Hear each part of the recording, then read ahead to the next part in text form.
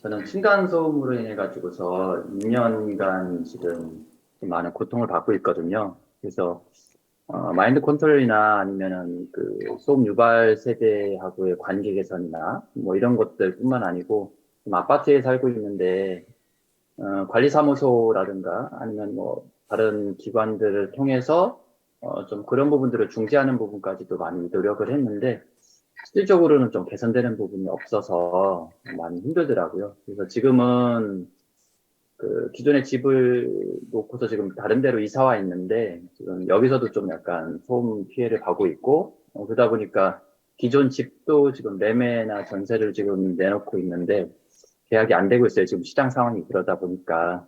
그리고 이자도 계속 늘어나고 있고 그래서 뭐 여러 가지로 해가지고 해서 좀 좋은 쪽으로 계속 마인드 컨트롤이나 하고 있는데 쉽지는 않고 그러다 보니까 또 와이프도 많이 좀 안 좋아져서 병원까지도 다니고 있었는데 개선되는 부분들이 좀 쉽지가 않아서 좀 스님의 해안을 좀 듣고 싶어서 신청하게 됐습니다. 사람은 조금 둔한 사람이 있고 조금 예민한 사람이 있잖아요. 자기 같은 사람들은 조금은 예민한 사람들이에요.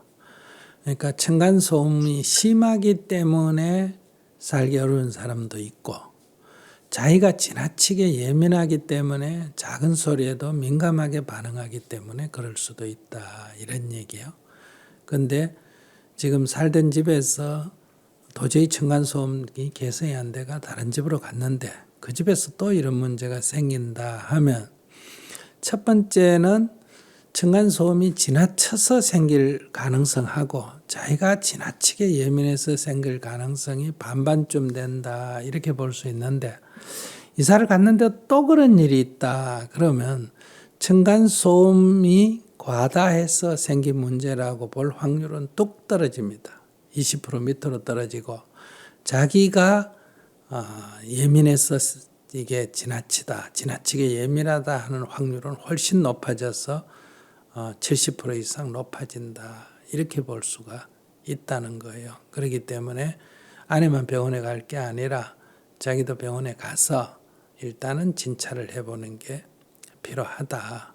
그러니까 지나친 이렇게 예민해서 생기는 문제를 일상적인 보통 사람들의 그런 가정생활, 바깥에 차 소리도 들리고 건물에서 퉁퉁거리는 소리도 들리고 하는 거를 보통 사람들은 막 좀 불편하지만은 막 사는데 지장이 없다, 이런 쪽이라면 자기는 막 도저히 못 살겠다, 이런 문제라는 거죠. 그래서 여기 이제 자기가 도저히 못 견딜 만큼 이 자기 건강 상태가 안 좋으면, 예민함이 심하면 길은 두 가지예요. 하나는 치료를 받아서 그곳에 살면서 치료를 받아서 적응하는 방법이 하나 있고, 두 번째는 자기 그 상태를 맞게끔 장소를 옮기는 방법이 있다. 그러면 층간소음의 문제라면 자기가 장소를 단독주택으로 옮겨야 됩니다. 단독주택으로. 아니면 아파트 맨 꼭대기층으로 옮기든지, 이런 방법이 있잖아요. 근데 자기들은 아파트 꼭대기층에 가면 또 춥지 않느냐, 뭐 이런 식으로 얘기하면 그건 해결책이 없다. 그래서 그게 그렇게 건강을 해칠 정도로 심하다면 변두리로 가서 단독주택으로 옮기든지, 안 그러면 아파트 꼭대기층으로 옮기든지, 이런 방법이 하나 있고요. 그 다음에 제가 볼 때는 층간소음이 위에 아이들이 살아가 막 침대에서 막 밑으로 떨어지고 이렇게 쿵쿵대고 이런 것이 있는 건 사실이에요. 그러나 전 사람이, 대한민국 사람이 다 그런 속에서 지금 살고 있지 않습니까? 그래서 제가 볼 때는 자기는 민감성이 보통 사람보다 더 강하기 때문에 이런 고통을 겪고 있다, 오히려 이렇게 보고, 제가 생각할 때는 이사를 자꾸 가려고 하지 말고 치료를 받고 오히려 지금 원래 집으로 전세 또 내고 뭐 월세 내고 하지 말고, 집이 지금 안 팔리잖아요. 그러니까 집이 최근에 샀으면 손해가 많을 거고, 옛날에 샀으면, 예를 들면 집값이 5억 하던 것이 20억이 됐다. 근데 지금 떨어져가 10억이다. 그럼 그 20억에 연연하지 말고 8억에 팔든지 이렇게 내놓으면 팔리죠.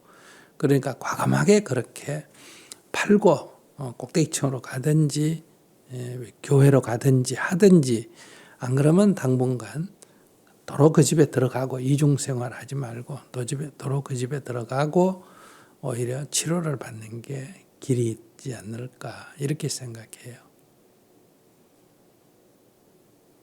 자기 얘기하세요. 예.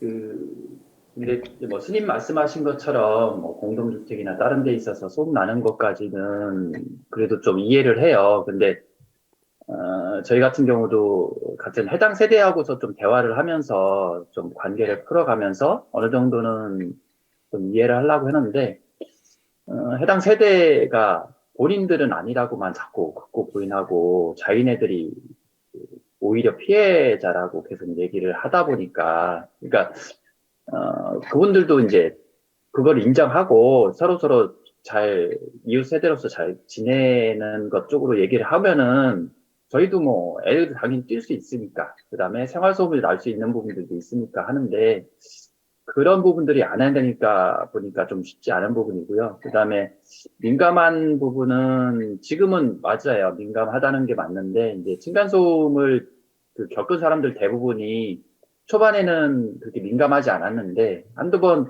좀 큰 소리에서 들리다 보면은 귀가 튀었다는 얘기를 하거든요. 그러면 가만히 TV 소리를 크게 틀어놔도 그 소리가 그냥 들려와요. 내가 무의식적으로 해서 다른 일을 하더라도 그게 들어오다 보니까 그거를 뭐 병원에 가서 약을 먹고 치료를 하거나 뭐 이렇게까지도 해봤는데, 그거는 이게 사람과의 관계에서 되는 거지 않을까 하는 생각에서 좀 쉽지가 않은 부분을 계속 저도 느끼고 있거든요. 그래서 이게 지금도 그 전에 집도 사실은 뭐 저희가 찾아가서도 그렇고 애가 있다 보니까 애 선물도 해주고 뭐 평소 때 해가지고도 서로서로 차도 마시려고도 하고 막 그랬었는데, 결국은 본인들이 끊고서 본인들이 이제 피해자라고는 개념으로 해가지고 화를 내고 더 그러더라고요. 지금 현재 있는데도 저희도 이사 오고 나서 애 선물도 해주고 잔계를 잘 하려고 저희도 노력을 했는데, 뭐 한 번 두 번 하다가 이제 좀 얘기를 하다 보니까 자기네들이 이제 끊어버리더라고요. 아예. 그러면서 이제 뭐 보복성이라든지 이런 것들도 자꾸 하다 보니까 이게 너무 오냐오냐해서 그런 건가 하는 생각까지 들고 많은 글쎄 생각을 하게 됩니다. 어떤 층간소음의 핵심이 어떤 걸로 자기는 힘들어요? 이게 발소리가 크거든요. 네. 예, 그게 이제 근데 그게 저도 여기저기 살면서 보면 발을 이 뒤축을 갖고 뒤축을 먼저 땅에 디디는 사람이 발소리가 크고 건물이 울려요. 근데 그게 내가 우리 대중이 살면서 이렇게 대강 보면 한 10명에 1명 내지 2명의 이 걷는 방식이 그래요. 10명에서 한두 명이. 그러니까 그건 어떻게 방법이 없어요. 뭐 제가 방송을 할 때도 그럴 때는 반드시 야 이거 지금 방송 중이니까 주의해라 이러는데, 보통 이렇게 우리가 발을 디디면 앞을 먼저 디디고 뒤를 디디면 아무 문제가 없습니다. 근데 걸을 때 항상 뒤가 먼저 땅에 탕탕 닿는 그런 사람이 한 열에 한둘은 있습니다. 저도 옛날에는 왜 저 사람은 저렇게 땅을 굴려가면서 걸을까 이렇게 생각했는데, 사람이 뭐 습관이 어릴 때부터 그렇게 덩글걸 어떡하겠어요. 그러니까 내가 말하지만은 그런 위에서 울리는 소리라면 자기가 아파트를 왜 자꾸 중간층으로 갑니까? 꼭대기층으로 올라가면 되지. 없었거든요. 그때 임기 때를. 그리고 이제 발소리 나는 사람이 당연히 있는데, 슬리퍼를 신거나 다른 대책을 얘기를 하면서 좀 부탁을 하는데도 그쪽에서 해당이 자기는 안 난다고 하면서 거부를 하니까. 네네네네. 그 사람 입장에서는 저도 얘기해 보면 자기는 안 그렇다는 거 그렇게 얘기하는 거예요. 그것도 저도 들었어요. 근데 그걸 어떡할 거예요? 그거를 자기가 그걸 법적으로 해결하려면 이 소음 측정기를 사서 그 소음 측정기가 어느 정도 생활에 불편한지를 측정을 해야 되거든요.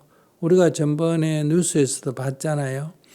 그 퇴임한 문 대통령 집 앞에서 스피커를 틀어가지고 막 울려서 동네 사람이 다 죽겠다고 하는데 그것도 뭐 어떤 고음이 몇 분간, 몇 초간 진행이 되다 멈추면 그 해당이 안 된다는 거예요. 그러니까 그 사람들이 법을 딱 지켜가 울렸다가 또 멈췄다가 울렸다 멈췄다 이래가 그게 해결이 안 돼가지고 애를 먹었잖아요. 그런 것처럼 이게 가서 찾아가서 얘기했는데 그 사람들이 생각할 때는 자기가 너무 민감하다.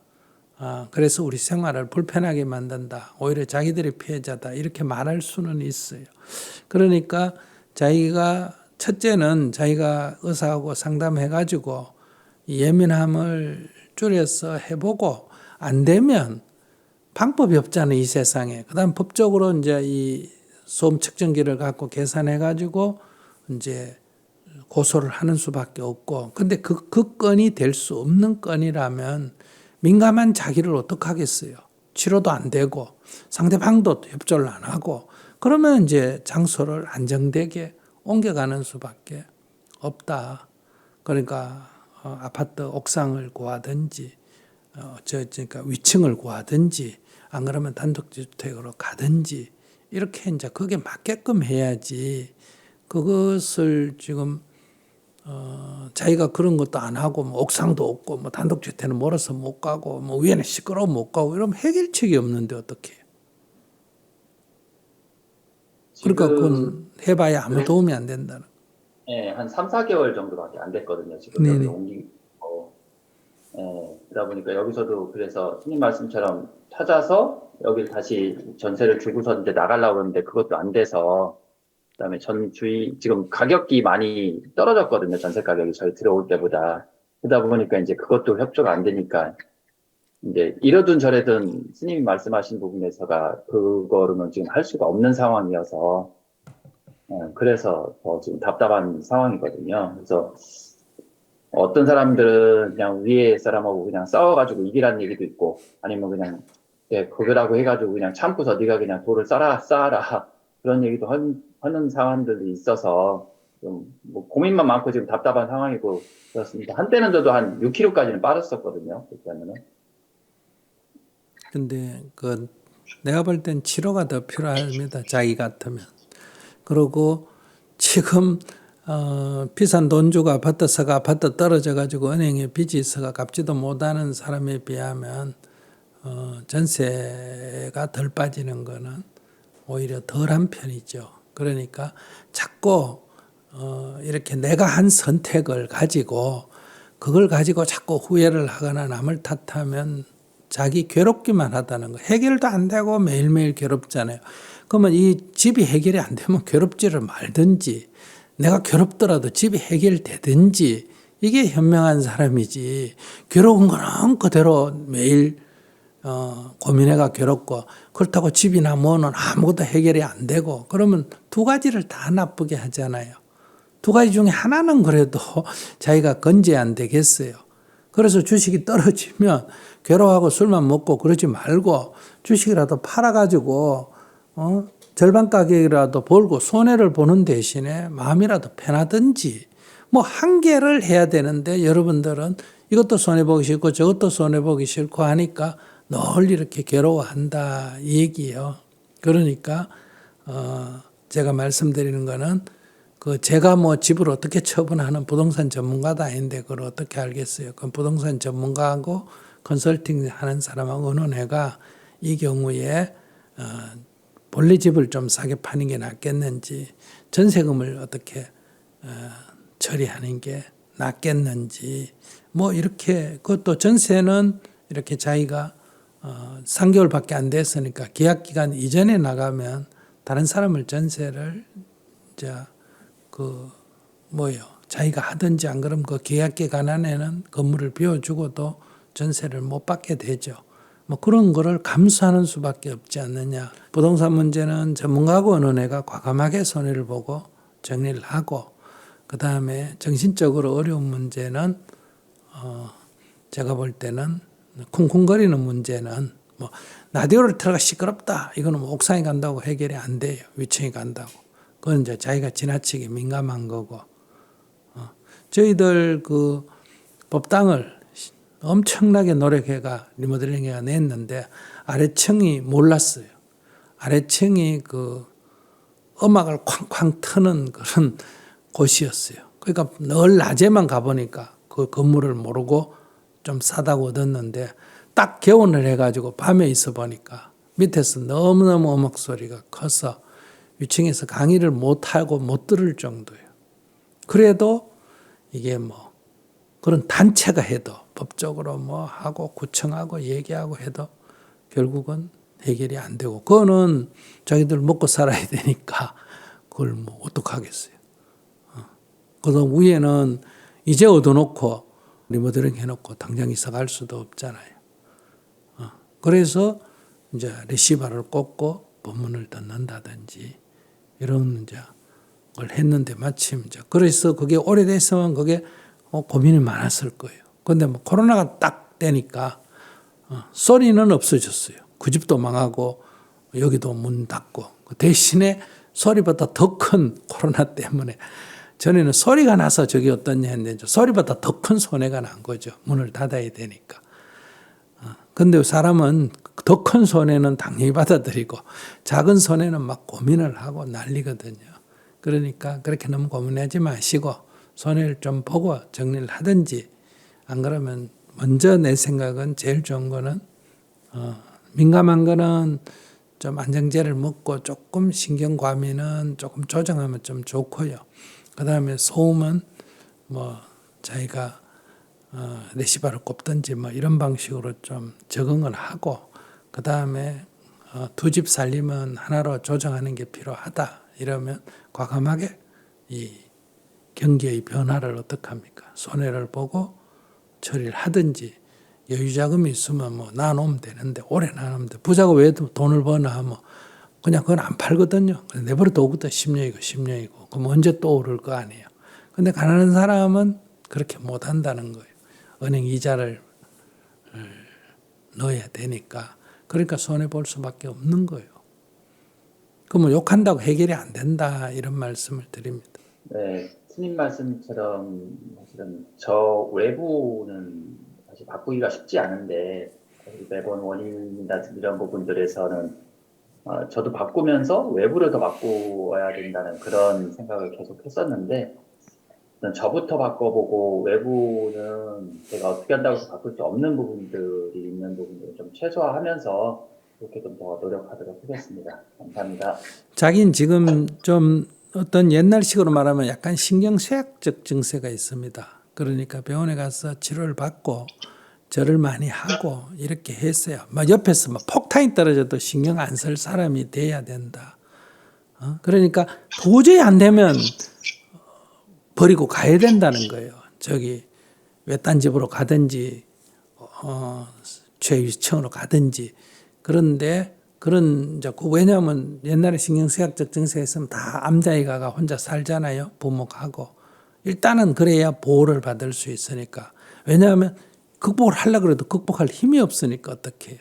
그러니까 지금은 의사가 있으니까 의사의 치료를 받아서 당당하게 이 세상에서 도로 한복판에서도 살 수 있는 그런 거를 먼저 갖고 그게 안 되면 과감하게 집을 버리고 내가 살아야 되잖아요. 집거 가지고 있으면 뭐예요?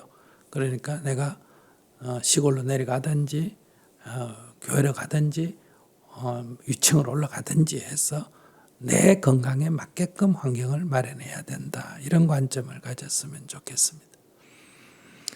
네, 네. 감사합니다.